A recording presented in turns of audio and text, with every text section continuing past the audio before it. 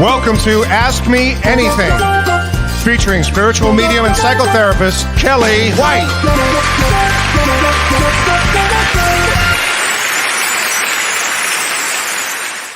Hi, everybody. I'm spiritual medium and psychotherapist and author Kellee White, and welcome to Ask Me Anything. Today is October 10th, 2024. And I'm so happy to be here tonight. And let me say hi to everybody. We have a jam-packed show. I have to tell you that. And I'm sorry we were running a couple of minutes late.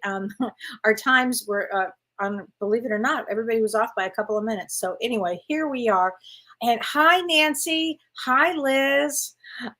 Hi, Karen Schumann. Hi, Angela. Hi, Deborah. Deborah, I'm going to talk about Vedic astrology. I have two topics tonight, Vedic astrology and healing. So it's going to be a great show tonight. Hi, Stacy. Hi, Wanda. Hi, Carrie East. I'm glad you love that pumpkin bread. I thought it was really good too. Hi, Katya. Hi, Toby. Hi, Ophelia. Hi, Lois. Hi, Victoria. Hi, Lois. Constance. I can keep going on and on, but I think I better stop because I have so much to say. First of all, are these energies intense? Oh my gosh, it's been some period of time, hasn't it? So I think what I'm going to do is I want to talk about the Hurricane Milton in Florida, and really our prayers and love and light go out to the people. I have many friends and clients that live in that area. Some were able to leave and some were not able to leave. And so fortunately, people that I have heard from are doing okay, but it really hit hard, as we all know. And it was, to me, it just brings up so much trauma for everybody because there had just been a hurricane and there's just seems that there's so much trauma going around with this. And also I want to make mention too, that we still have a fund for Tammy Hendricks in Asheville, North Carolina, for the hurricane there and for the animals and for the community there. And Renee, if you get a chance, would you please post that in our website, because our thoughts and prayers and hopefully our money is also being used to help the people in North Carolina as well, because everybody's going to need help there. Everybody's going to need help at this period of time. And today is Mental Health Awareness Day. So if you are seeking mental health, a practitioner, please keep looking, because there are some amazing practitioners out there, and there is no shame in seeking help. And if you know somebody that needs help with that, there are a lot of resources online for mental health, and please, help people get that. There's no shame in going into therapy now. And to me, it all goes into trauma. Everything is trauma-based, and Earth is a tough place. Frankly, it's a very tough place, very traumatic. So having said all of that, I'm doing so much better, and I'm going to discuss tonight with our guest, Prajna Avalon. I'm going to discuss what happened and how it all came about, and it's because of her that I'm doing so well, really.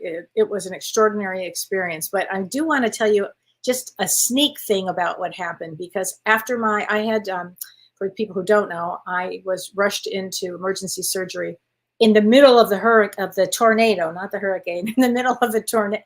It felt like a tornado in the middle of the eclipse last Wednesday.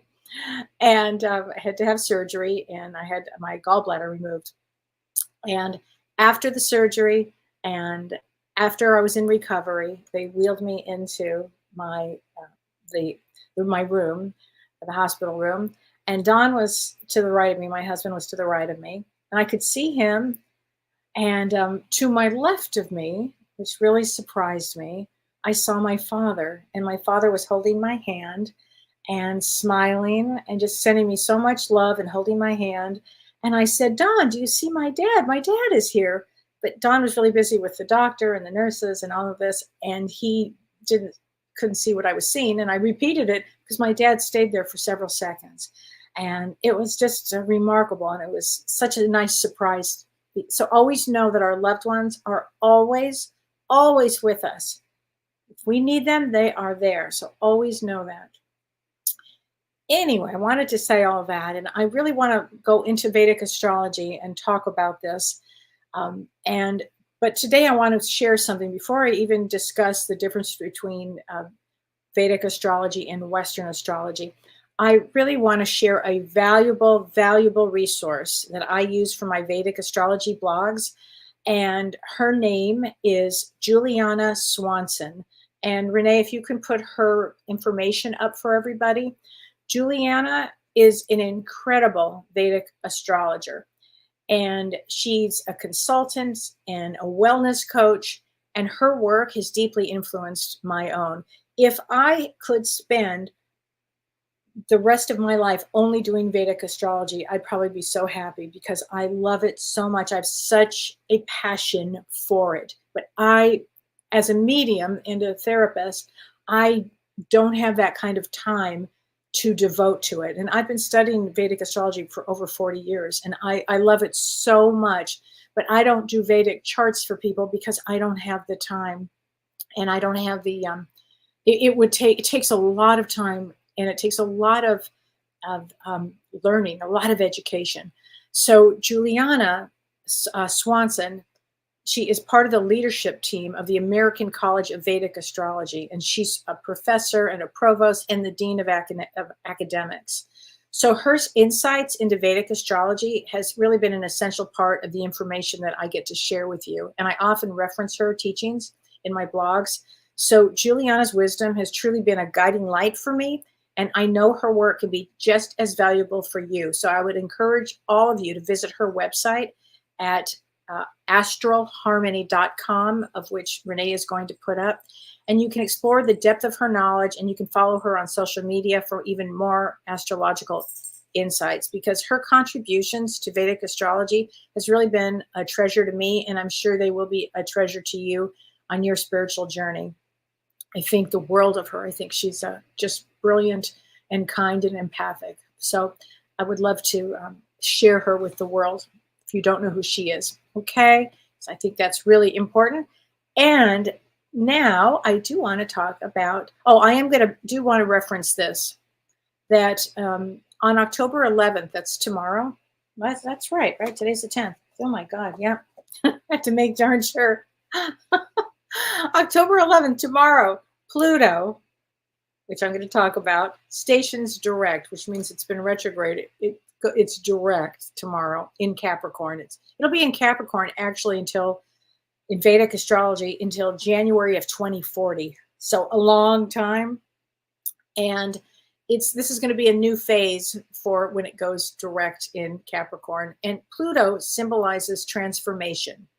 And in Capricorn, that has to do with material structures, structural transformation, and fiscal transformation. And so Pluto, what it does is it tears down the old and it brings it back to life. Like there's no room for sentiment with Pluto. Pluto just goes in, destroys, and transforms. And so we are in a new cycle of Pluto right now. We're in a real big new cycle of Pluto, because Pluto will take the old ways of thinking and bring all the new ways to think. And it's a very, you might feel the energy is kind of very pressurized, because we're headed into some very pressurized times. So part of that has to do with Pluto. So I did want to mention that to everybody. So anyway, let's talk about a little bit about the difference between Vedic astrology and Western astrology. And I was seeing a very famous Vedic astrologer.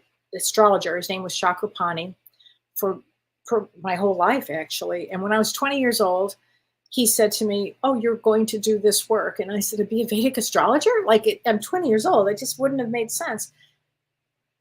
And he said, well, this and other things was like this, and it had everything to do with psychic ability and mediumship. And he was not incorrect. He was right. So, and as I mentioned, it really is a passion of mine. If I had time to do two things, here's what I would do. I'd get my PhD and I'd become a full-time Vedic astrologer. But I don't have that kind of time. So anyway, the history of Vedic astrology it goes back, I think it's been around for 10,000 years, 10,000 BC. That's what I have heard. And loosely translated, Jyotish is what it's called. And that means light or heavenly body. And so Vedic astrology, it has like this rich spiritual tradition to it. And that's probably why I just love it so much. And it has also information around the myths of ancient Indian culture, which I love. The first time I went to India, I was hooked. I thought, I didn't understand that I lived in the United States, because for me, my soul goes right to India. So also Vedic astrology, like Western astrology, offers a roadmap to really better understand your physical, your emotional, and your experiences on Earth. So Vedic astrology is based on the actual positions of planets and the stars in the sky. That's sidereal zodiac. It is based on the actual positions of where they are. Where Western astrology is drawn based on fixed positions in the sky, that it doesn't change. Where in Vedic astrology, we know that the planets move. So wouldn't that affect the way you are in the world? So Vedic astrology uses a different calendar. And so that's one of the differences. Vedic astrology speaks more to your karma and your dharma, which I always have felt was so important. Like, why are we going through this? Because we, on the other side, we plan everything that we're going to be experiencing. And of course, we have free will when we get here, so some things can get really complicated. But we always want to look at what our karma is, what our responsibility is, which is karma, and our dharma, what is the work that our soul is here to do. So Vedic astrology has a lot to do with looking at the karma and also insights into your life path. What is your ultimate journey here? And everything is about understanding yourself. It's so important to know thyself. And I feel that Vedic astrology is a tool to help you know thyself. And I remember I had a friend who, Chakrapani, looked at the chart and said, "Oh no, you can never make a decision. You're going to need help making decisions." And it was so funny because this friend of mine really needed help making decisions her whole life. It was kind of funny. But Vedic astrology can go down to the nuance of things, which I always have loved. And Vedic astrology has different approaches to retrogrades and sun signs. We believe that retrogrades are very powerful, where in Western astrology, they think it's more of a little more weak. But in Vedic astrology, they're very powerful, because when a planet retrogrades, which means it really slows down, it gets very, very powerful. So, and all planets in Western astrology and in Vedic astrology, we have the square, we have the opposition, we have aspects. So that is all the same.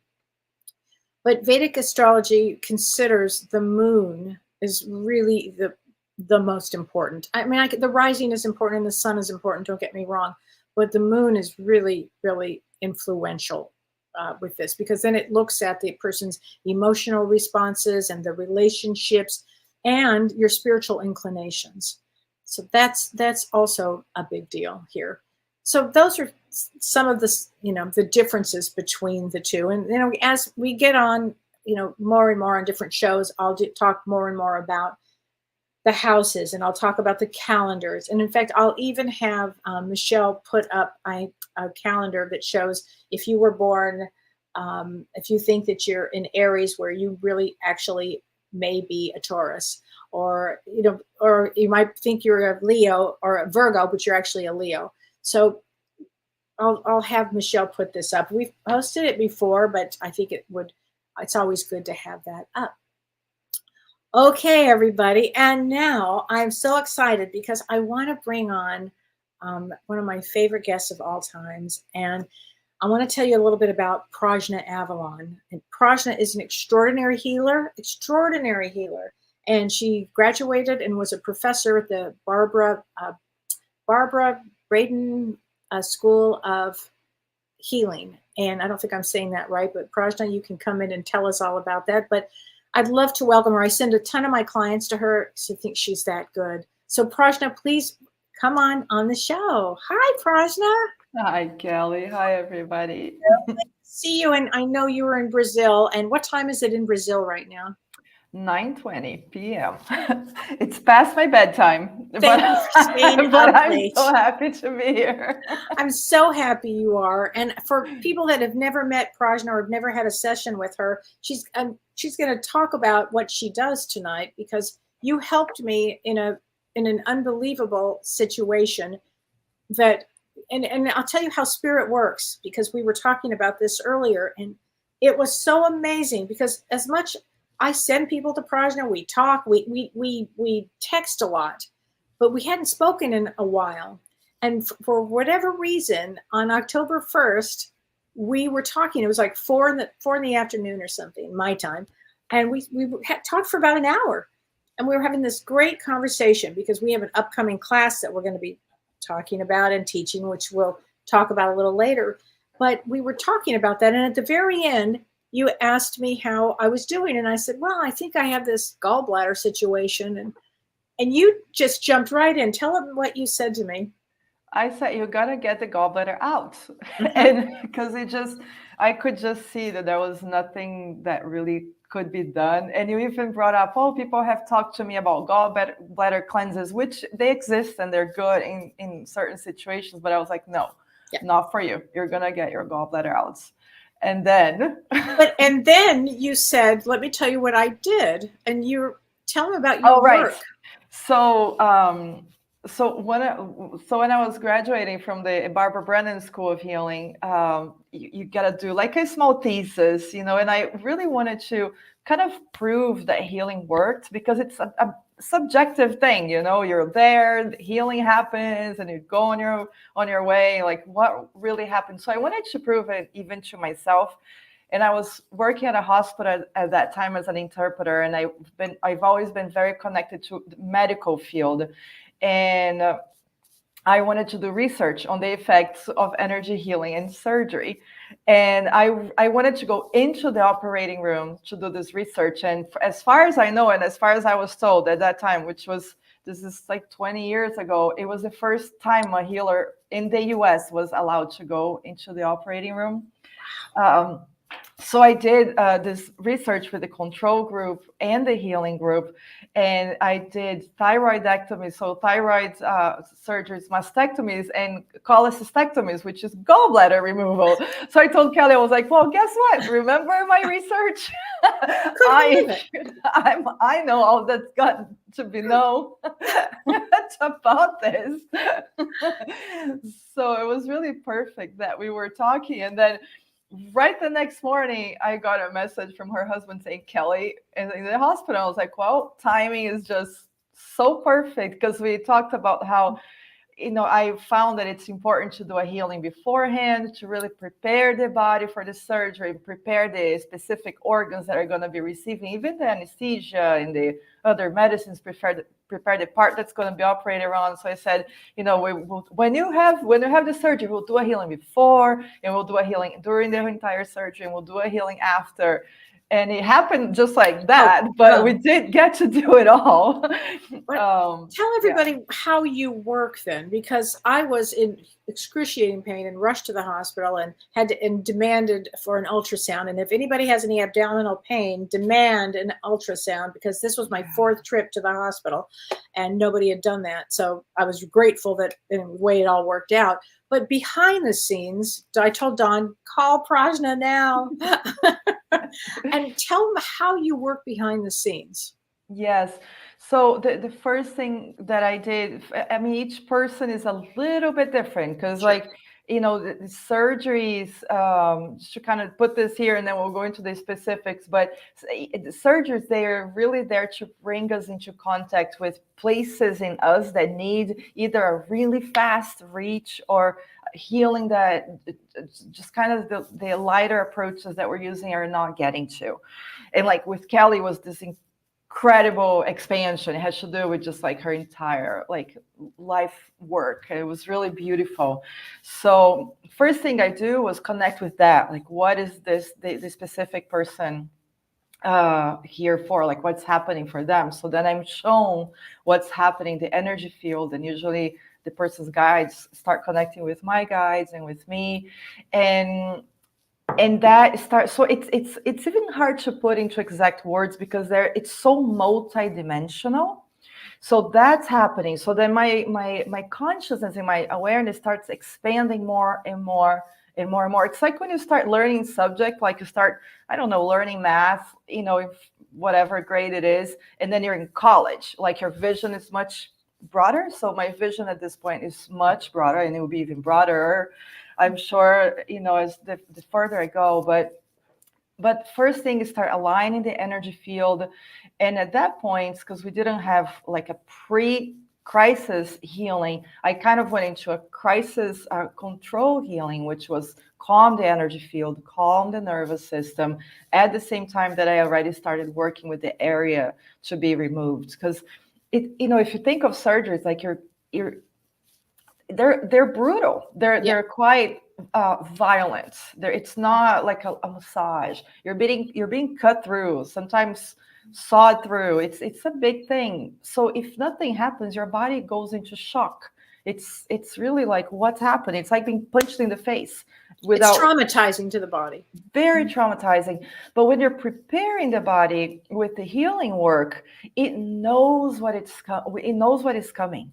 Like it knows. It's kind of getting a massage when you know it's coming and you're relaxed, instead of having somebody come behind you and just go like that and you get startled. So we started preparing the body, and at the same time trying to control the pain, because it was a bit more of a crisis, but preparing the body.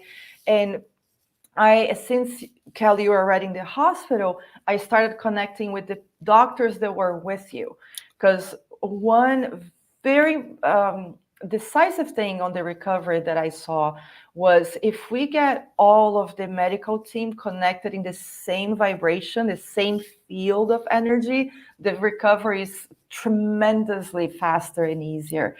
Because if we think there's usually, let's say 5, 6, 7, 8 people inside an operating room doing all sorts of things or more. Each person has their own lives, their own trauma, their own difficulties they're going through, their own excitements, their own, everything. So it's chaotic in that. It's like all these energy fields bombarding this person who's under anesthesia and super vulnerable. So what I do is I create a cohesive energy field, and usually a column of light that's in a center, and then connect each person's energy field to that column of lights, and allow, through harmonic induction, everybody's energy field to become as in like the same frequency wave, the same wavelength. And then this immediately causes the patient who's under anesthesia to relax and feel safe. It's kind of like if you're in the ocean, and the water is really stable, or if you're in the ocean, the waves are crashing from all sorts of places. It's the same with all sorts of energy fields, or everybody in the same harmonic piece. You and I have not had this conversation, and That's I will true. tell you that everybody, it felt to me that they were all on the same page, and there was nothing but love and kindness in that whole space. I mean, and it's funny, it almost felt like I had come out of a spa on some level. I mean, it's funny you would say that, and I would never normally say something like that. But the energy was so profoundly kind and good. Yes, that's exactly it. It becomes a healing vessel. It's beautiful. And when you create a healing vessel with so many people, the energies that happening there are love. Because you're going through that surgery, but it was for your soul, for your healing, for your highest purpose. It's for all of us usually, right? So it is love. So it always tries to be like that, even if you don't have all this healing prepared. But if you do, then yes, you kind of like people wake up from surgery and they feel good. They don't have nausea. They're not drowsy. They're peaceful. I mean, how did you feel waking up? Everything you've said, and in fact, to the point where when I woke up and I saw my dad there, and he was holding my hand, and There it you was go. so loving and sweet and kind and loving, and I felt no trauma from it. And listen, Yeah. if you go in and you're going to have emergency surgery, the fear alone could Yes, cause a wave of really bad trauma. But it's not what absolutely. happened. It is not at all what happened. So if somebody, and my healing, by the way, afterwards you worked on me to heal because I was able to work. I mean, it's amazing. I mean, I took several days off, but my energy feels really good and calm and clear. Yes, and that was, what, a week ago. It Mhm. wasn't more than that, and you've Mhm. been working this week. So It was in the it's middle of a hurricane. I mean, I keep saying also an hurricane because I got eclipse. hurricane in my mind, but in the middle of the eclipse. And if somebody had said to me, Kelly, I'm going to have surgery in the middle of an eclipse, I would have said, oh, no, no, no, no. It's not Yeah. good energy. And yet this is what happened, right? Yes. So, but so I think that anything can be overcome and anything can be analyzed or reworked or something through this process. That's so perfect, Kelly. Perfectly put. A lot of the times we're going through things in this life in order to give us a chance to really reconfigure experiences from other lifetimes, even Let's experiences that mention have that. left trauma in us from other lifetimes. We have a chance to go through them again so we can heal, because ultimately we're all going towards enlightenment and purity and all of that. So we want to be clearing everything. So doing life with awareness is, the thing we should all be doing. But when we go through more difficult pieces like a surgery or a mental health crisis, or I don't know, a divorce or a loss of a job, if healing work in some way is used during it, it can really just rewrite the entire experience and bring a channel. Because you imagine you can go into a hospital in a crisis and just kind of throw into the operating room. This could have become really traumatic, and it could have become a horrible experience that you would have had a memory of. And I think from what we've talked and what I felt, at least, it's the opposite. You left there with Yeah. your path just even more open than it Yes. had been before. Yes. And so if somebody wanted to work with you, tell them how does somebody find you? Let's Yes, start with so that. they can Because find me. it would also be for pre-surgery or during surgery or even after surgery. If So this was the case. exactly. I think for surgeries, that's always my recommendation. Always. Unless people are not willing to do it or they're not able to do it for some reason, then, I mean, any healing is better than no healing. So some people, if they can just do one healing, they do pre-surgery. Some people do during surgery. That's usually what happens. But pre-surgery, during surgery, and after surgery is like the complete care. Because then the after surgery, for example, you go into the liver and the kidneys to really cleanse the anesthesia. That's why you don't wake up with nausea. You don't wake up drowsy, because we're cleansing it already. As you're just recovering, we're already clearing it all. And we're restructuring the lines of lights that are in the energy field to reestablish connection. We're taking the, during the surgery, we actually, because taking a body part out, each cell that we have has our life force, each cell. So if you remove a body part, that goes with it. Like, unless you're consciously going. So what I do with the guides is we consciously go and invite that life force to come back into the body and just kind of merge in. It's another reason why recovery is so miraculous in a way. There are all these different things that I really truly believe that someday it will be the practice on earth. It's going to be this, because it just feels like when I'm there, I don't feel like I'm doing anything. Whoa, this is amazing. I feel so normal. It kind of feels like that's the way, it needs to be. Right. So I always recommend for people before, during, and after the surgeries. And of course, with anything that's healthy, like the more we do it, the better it gets. So if you do more healings, I think we did like 2 or healings afterwards, or maybe 3, like the more we do, the better. But I'd say it just in the research was before, during, and after. And it was 78% of the people didn't need pain medication, or needed it up to just 2 days. And Wow.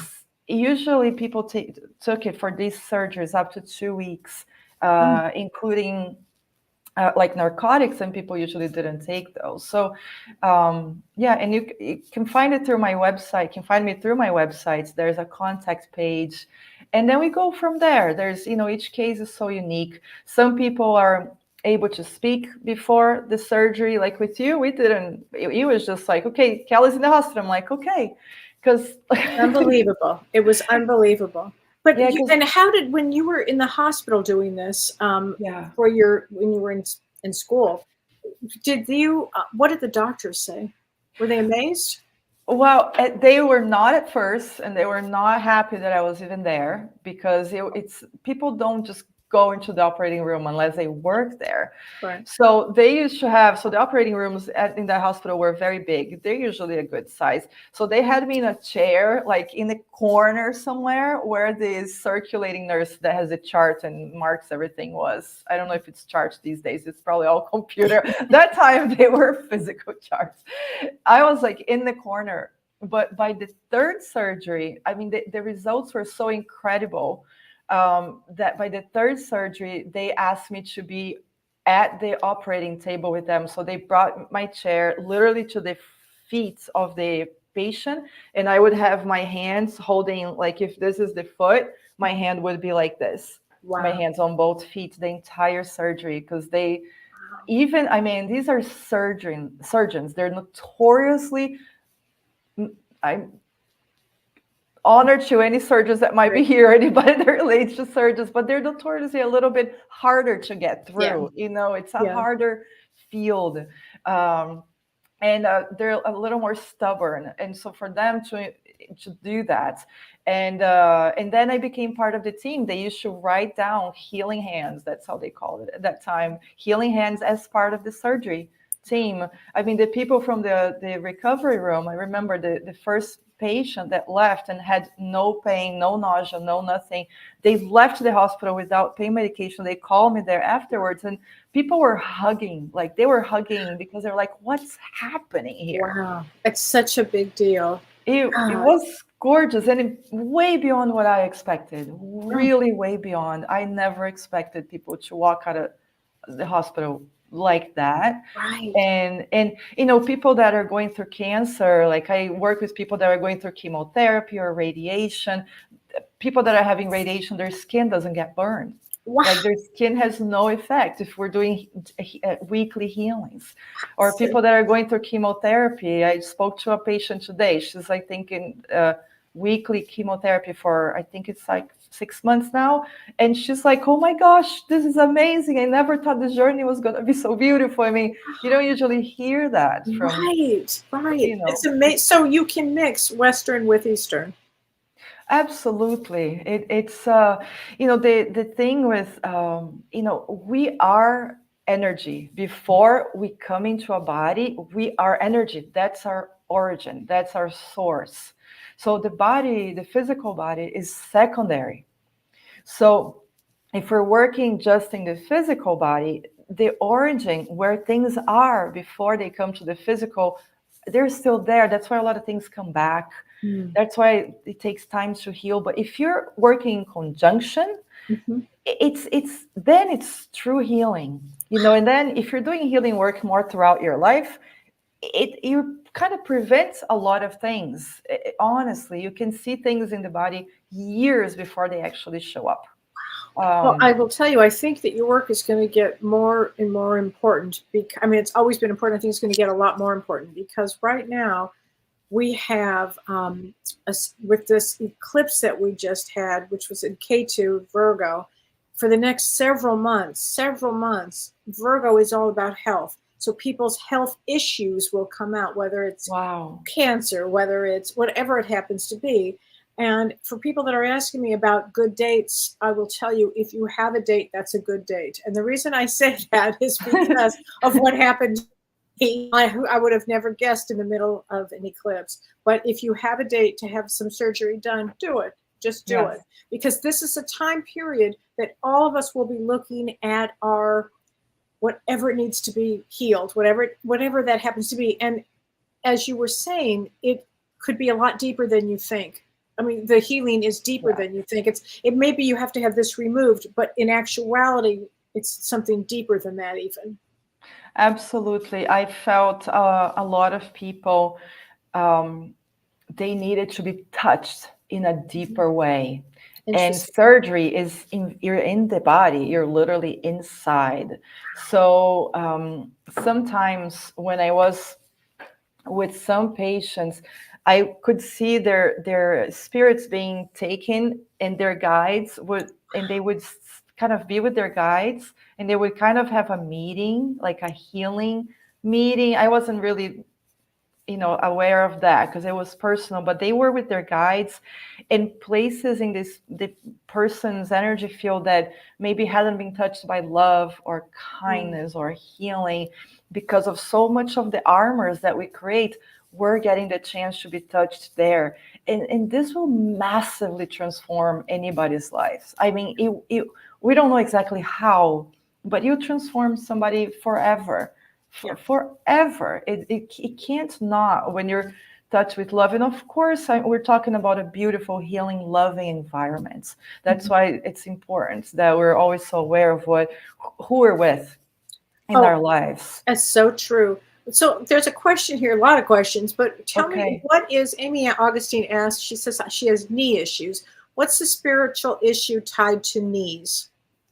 Okay, so I'm always a little bit, I'll just be super honest, okay? I'm not a big fan of like this issue is tied to this specifically, because we're so complex. We're such complex beings. So somebody's knee issue, for example, I have a knee issue. I've had ligaments transplanted into my knee. I've had many things. Personally, for me, I had a couple of lifetimes where I had my leg completely smashed and destroyed. So for me, it's not anything, it's not like, oh, I'm not walking forward, or I'm really healing something that is still present in my energy field from other experiences. That, of course, is tied into so many things that happened from those experiences, and So still healing. A lot of things that do come from past life. Everything that we are today is a compilation of what we have been until now, everything. And sometimes it comes because we're, it's a teaching, we're meant to experience something. Sometimes it comes from bad free will. I mean, if I just eat horribly my entire life, I'm going to cause something in the present moment in my physical body that is not healthy. So that's why it's a bit difficult to say in general, knees in general have to do with stability. A lot of, people will say it's stability. It's it keeps us straight up, like the feet, it's usually walking forward and standing up for ourselves, but knees are really kind of like the gateway to everything else. Yes, but then we're each so unique. So it's so important to look at each individual and see what that particular journey is about. It's just the most important thing, and it can be so broad in so many ways. Oh, you said that wonderfully. I have a question that somebody asked me, and I'd love your help with this question. And it was sent from somebody who said the following. She said, I'm a senior struggling to make sense of information that I've learned since my awakening a year ago. So apparently a woman who's a senior had a spiritual awakening a year ago. She said, I don't understand why we come into this world with our memory wiped clean as to where we come from and what our purpose is. What good is it for me to learn this in my 70s? I only have a lifetime of regret as a result and a daughter who is estranged. So how would you explain all that. I would say first thing, how wonderful to be learning this at any time in life, to have the chance to do differently. And, from truly in one day in our lives, we can change so much. Right. I always said that. Let's all forget how old we are, because I don't even know if I'm going to live until 70. So we got to just like wipe that, preconceived notion there. But, so we've lived, at hundreds of lifetimes, or we've come from somewhere else and we've had other experiences. But how crazy making it would be. Imagine waking up every day with all the information of what we've ever done. And, we got to remember, we're in a process of evolution. Nobody here is, I'm not enlightened. I'll speak for myself.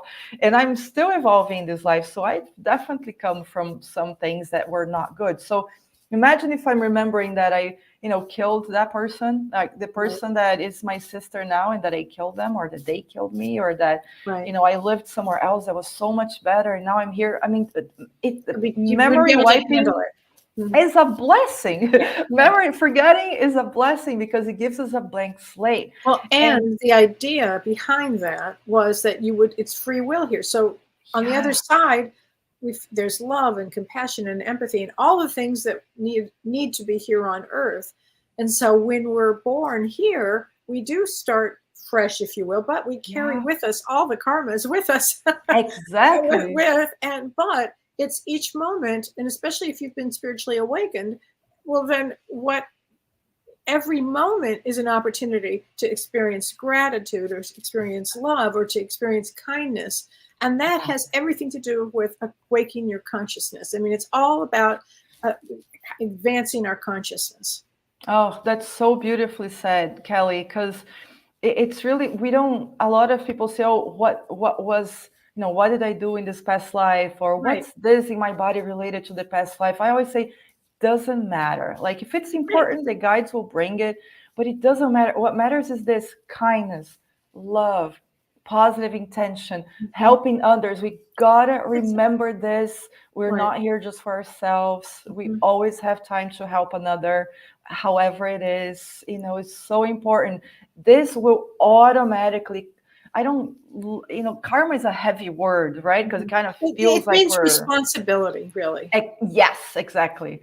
That's what I was going to say. And it automatically just, it kind of rewrites the history. Like it doesn't, erase it, but it does bring healing and rewrites itself. So we just gotta be good, the best that we can possibly be for us and for others, and that's it. And there's enough time for change. There is enough time.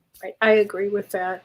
Kim Ann says, does this mean that this is a time of healing? Yes, this is an extraordinary time of healing. So everybody will be going through their own transformations, because again, Pluto is now going direct. So all of our transformations are going to happen.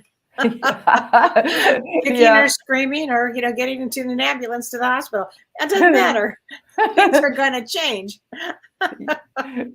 Yeah, and Pluto is a blessing because it's like it's gonna make us change. It's gonna make us. That's a planet that it does not give us a choice. It does not give a choice. Yeah, to either. Just boom, it's done. It's Kellee, the energy of Kellee.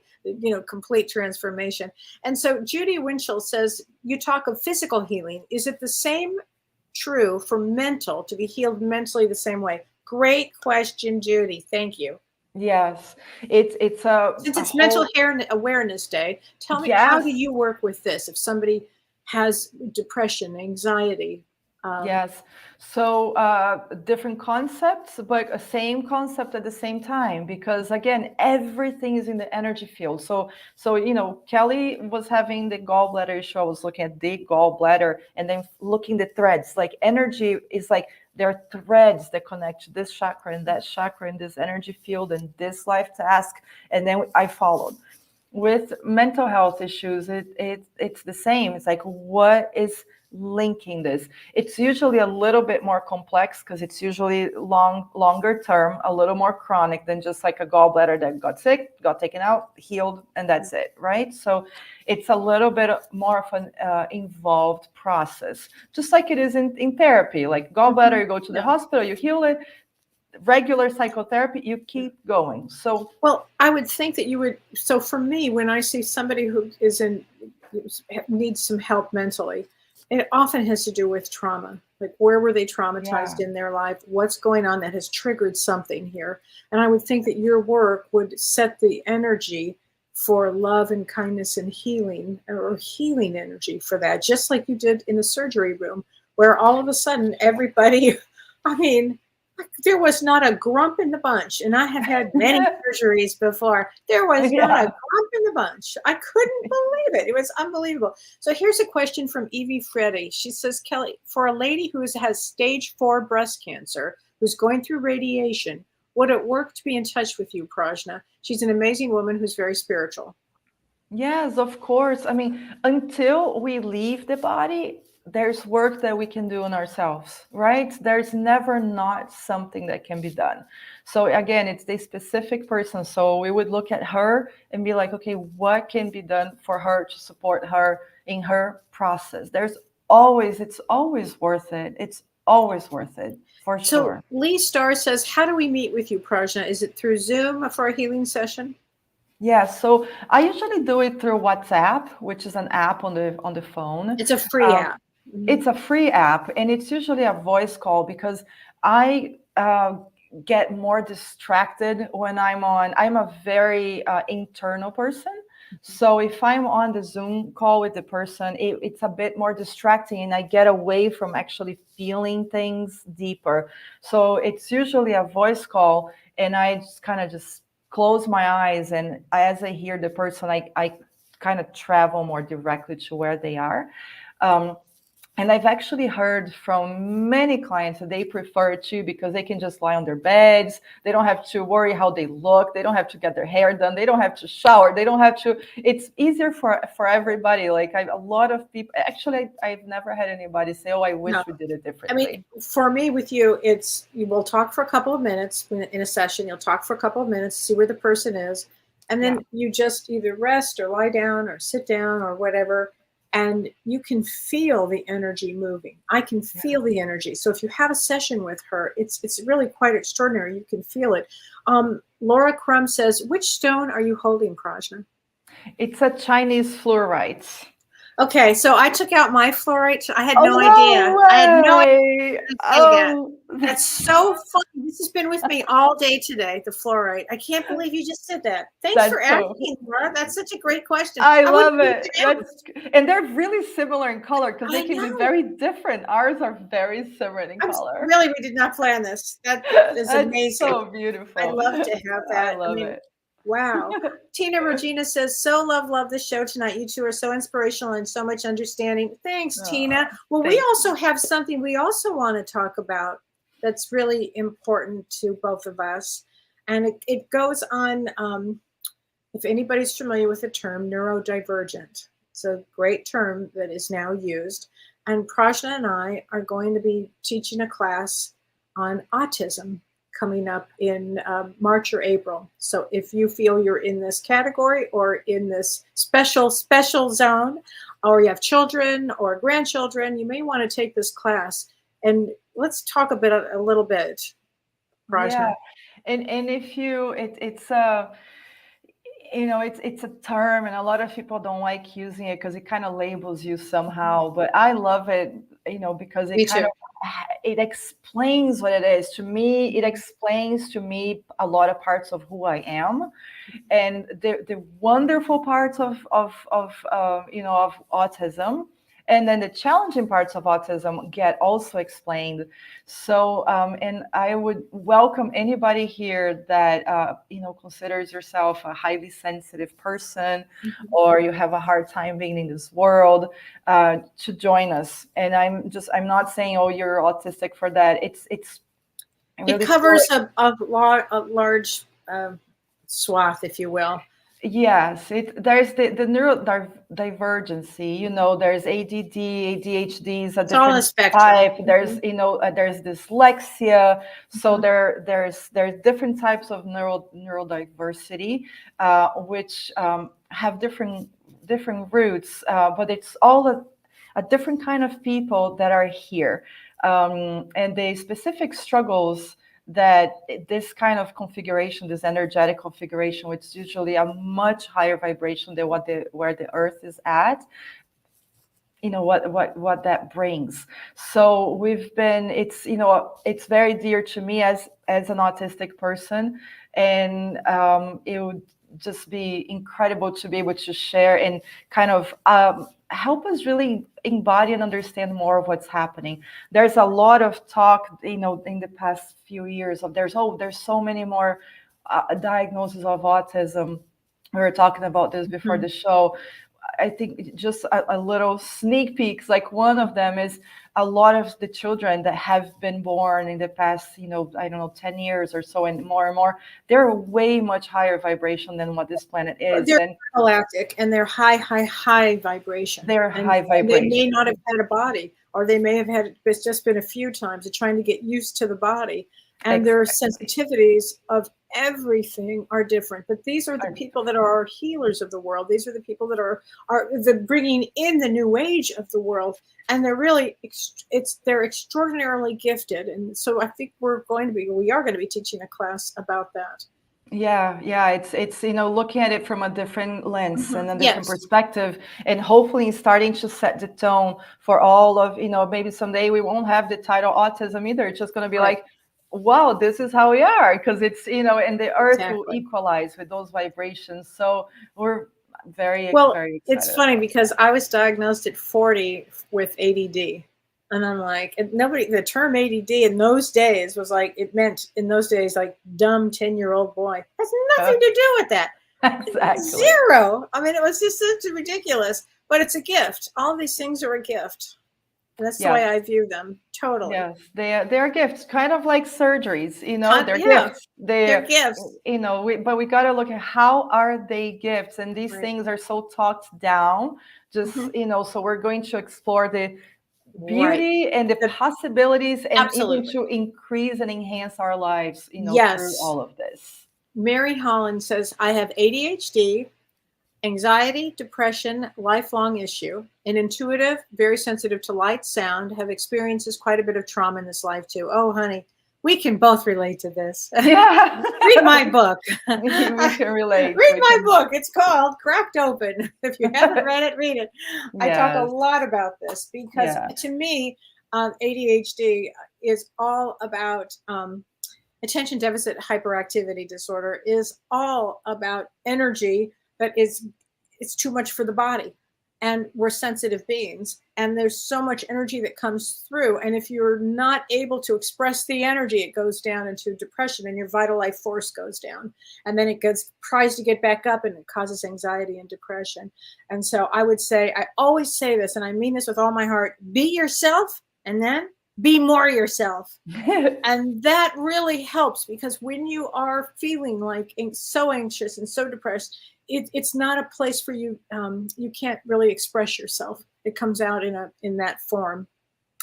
But you work with this, don't you? With you do. We were just talking about that. Absolutely, yes. It's like finding, I always feel like my work has always been just like helping each person find the best versions of themselves and be the best versions of themselves, however that manifests in life.